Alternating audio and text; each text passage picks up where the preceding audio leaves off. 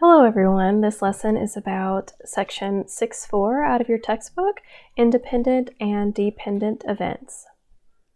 So this lesson is going to be very different from any of the previous lessons.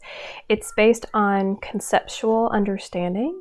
What you're going to be able to do is you're going to be able to read an example and determine whether it is an independent or a dependent event. While you can calculate using a rule that I'm about to show you, it's actually not tested in Algebra 2. It has probably already been taught to you in like earlier grades, but in this lesson, you just needed to figure out if it's independent or dependent. So let's start the lesson by talking about independent events. So two events are independent when the occurrence of one event does not affect the occurrence of the other event. So, for example, you might have flipping a coin multiple times. If you flip a coin the first time, the second time, that coin has no memory of what you did the first or the second or the third or the 1000th time. One event does not affect the other, so therefore they are independent of each other. The same can be said with rolling a number cube or a die multiple times. You can have a combination of flipping a coin and a die. One event does not affect the other. Another event would be guessing the answers to several multiple choice test questions. As long as you're guessing randomly, one question does not affect the other, so independent. Something that you may want to highlight on your notes is that when you draw names out of a bag, or you could select a card from a deck, you can do this multiple times as long as you are replacing the name before you actually draw. So as long as you're replacing that, let's go ahead and highlight that. Then it's going to be independent, and by you replacing it keeps that sample space the same every event. So it doesn't matter how many times you draw or choose a card out of the deck, it's going to remain the same. So that's more of the conceptual understanding of independence, but there is a formula that you can use to prove independence. And that formula states that if you have the probability of A and B occurring at the same time, that's going to be equal to the probability of A times the probability of B. So let's see if we can prove something using that formula. Okay, so our first example says a student taking a quiz randomly guesses the answers to two true-false questions. So conceptually, this makes sense because it's going to be independent because one question doesn't know what you're guessing on the second one. So one doesn't affect the other at all. And I will show you using the sample space and using this formula. So we're going to go ahead and set it up like probability of A and B are both correct answers. And you can do it with wrong answers as well. It will work. So the probability of A and B, let's go ahead and set up a sample space. I have either a correct answer or a wrong answer. For that second question, I have the same exact outcomes, correct or wrong. So what I'm going to do is I'm just going to write my full sample space, correct, correct, first one correct and wrong, and then we're going to have wrong, correct, and then wrong, wrong. Okay, so like I said before, we're going to try to set this up using the probability of getting them correct. So probability of A would be getting the first question correct. So that would be 2 out of 4, which is 1/2. The probability of B getting that second question correct would be 2 more out of 4. So that would be 1/2. And the probability of A times the probability of B would be 1 out of 4. Okay, so let's look at our sample space one more time. What's the probability of getting both the first and the second question right? That's going to be the 1 out of 4. So as you can see, the 1 out of 4 is going to be equal to the product of them separately. So that is going to make sure that they are independent of each other. So let me reiterate one more time. You can absolutely do these using your conceptual understanding. As long as you know that one does not have any effect on the other, then and then vice versa, the second wouldn't have effect on the first, or the first have an effect on the second. They're going to be independent events. Now, there is a very big misconception about probability, and it's just kind of the human condition. We feel like if we're flipping a coin, we're going to bound to get heads eventually or tails eventually. So you need to be really careful about this. Well, it's kind of due to happen because it hasn't happened in the past. If events are independent of each other, there is no memory of what has happened in the past. It's going to start over with a probability of getting tails, or heads 1/2 every single time. You can have 10 tails in a row. That coin has no memory of it. So you need to be careful of questions like this. It says a student flips a coin 5 times in a row. All of them were tails. And then naturally, because we're human, we don't like things to be the same every single time. We want them to have a balance. The student's going to think that the next one should be, or they are due to have, a heads flip.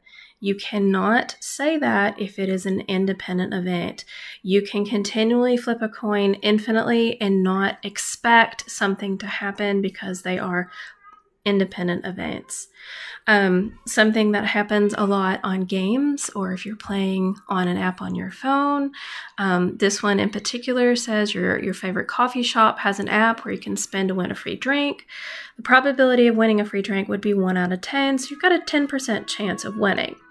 So, if you've got 10 spins, you would think that you would have 1 free drink out of the 10 spins, but that's absolutely not the truth. Each spin has a 10% chance. So, and when we say 10% chance, that is over an infinite amount. So this is theoretical probability, and experimental, which is real life probability, very rarely matches theoretical. So theoretically, after many thousands and thousands and thousands of draws or flips or whatever spins, it will on average be 10%, but you don't have any kind of guarantees within a certain amount of spins. Okay, so we just learned that independent, one does not affect the other. So now let's talk about dependent.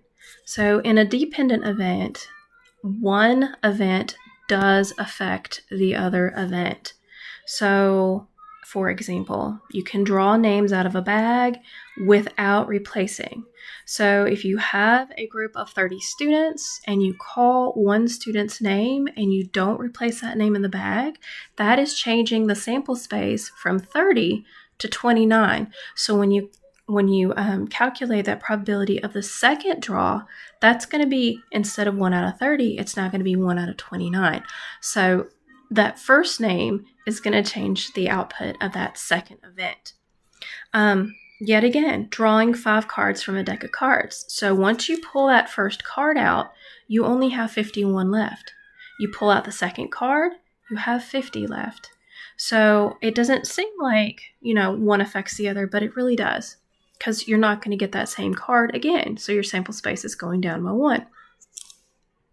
Another example would be everybody's favorite name caller, my Google Classroom app. And it's really neat because it does use dependent events, because when I call one name, I do have the ability to skip names or say if somebody's absent or not, but it will not recall that same name until I get through the whole list of people, until I reset it. So that is a dependent event. Just kind of in general, just any condition that's going to affect the outcome of the second or the third or whatever will be dependent. So for example, a group of 4 students includes 1 boy and 3 girls. The teacher randomly selects one of the students to be a speaker and a different student to be the recorder. So the key word in here is that the first one is going to be different from the second one. That sample space just got smaller. So it is going to be dependent. And you've done dependent probability already in this chapter with conditional probability. So I think conceptually we understand that if we pick one and then, not replace that name and pick another one, this is going to be dependent. But what we're going to do here is we're going to explore the sample space and this formula and see how it actually is dependent and how you can prove it using this formula. Okay, so I went ahead and I created that sample space. As you can see, we have one boy and we have girl 1, girl 2, and girl 3. So for after that pick, if you pick the boy first, then your only 3 options would be the girl 1, girl 2, girl 3. So that's my tree here. And then I wrote out my sample space, which is here. So what we want to do is we want to figure out the probability of selecting both A and B, which happens to be selecting a girl first and a girl second. So I'm going to go through and I'm going to highlight girl first, girl second.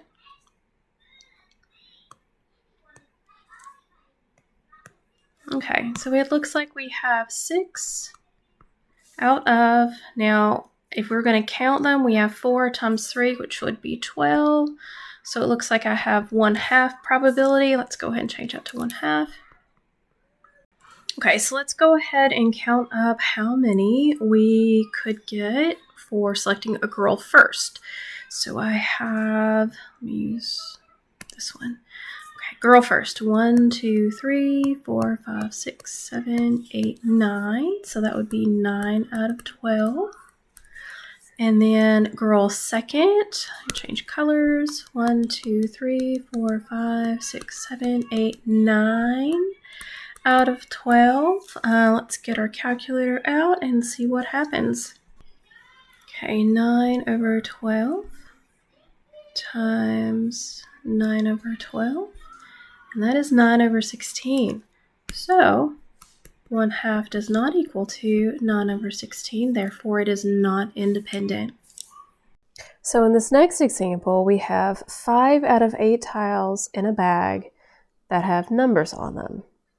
You randomly draw a tile, you set it aside, and then you randomly draw another tile. Well, I think the key phrase is you're setting it aside. So instead of having 8 tiles on the second draw, you're going to have 7 tiles. So that means that on that first draw, you are affecting your sample space for your second draw, which means this is definitely going to be a dependent event. So in this next section, all you need to do is read each of these 5 examples, and then I want you to figure out if you think that these are independent or if you think they are dependent. So pause the video, take some time, read them carefully, and then go ahead and see if they're independent or dependent. When you're ready to check your answers, go ahead and push play. Okay, so let's check your answers. On question number 1, it says a bag contains 4 quarters and 1 nickel. You randomly select 2 coins. Determine whether randomly selecting a quarter first, then randomly selecting a second quarter are independent events. Well, I think it doesn't really tell you that it replaces it. So if it doesn't tell you that it replaces it, you need to automatically assume that it's not replaced. So if you take 1 quarter out, that's going to leave 4 other coins because you're starting with 5 total coins. So randomly selecting a quarter, and honestly, it doesn't matter which one you select, it's going to affect the second one again. So the sample space went down by 1. This is definitely going to be a dependent event. On question number 2, it says you have 6 solid and 3 striped cell phone cases. You randomly select a case, you set it aside, that's the key phrase right there, and then you randomly select another case. So if you take something and you set it aside, you're not replacing it. So that means your sample space is changing, which makes these dependent events. Okay, question number 3. You flip a coin and then you roll a 6-sided die. Determine whether getting tails and getting a 4 are independent. Well, I mean, if you flip a coin, the coin flip has nothing to do with the 6-sided die. The sample spaces do not overlap. We're not changing anything, regardless of what you're looking for. So these are definitely going to be independent. Question number 4, you have a bin. It contains 6 blue socks and you have 4 black socks. You randomly select 2 socks. So you just put your hand in there and you grab 2 socks. That means that you're not replacing that first sock. So you're taking 2 socks out. After you take that first sock, you're going to have 1 less in your sample space. So that first pick is going to affect your second pick. This is dependent. And the last one is a spinner is divided into equal parts. Find the probability that you get a 2 on your first spin and a number greater than 5 on your second spin. So does it matter what you get on a spinner the first time? Does it change what you're going to get on the spinner if you spin it one more time? Absolutely not. One does not affect the other. Therefore, this is independent. And just make sure that you let me know if you have any questions, and there are additional videos on Google Classroom for you to watch if you have any questions. And your homework is a worksheet. Have a great day.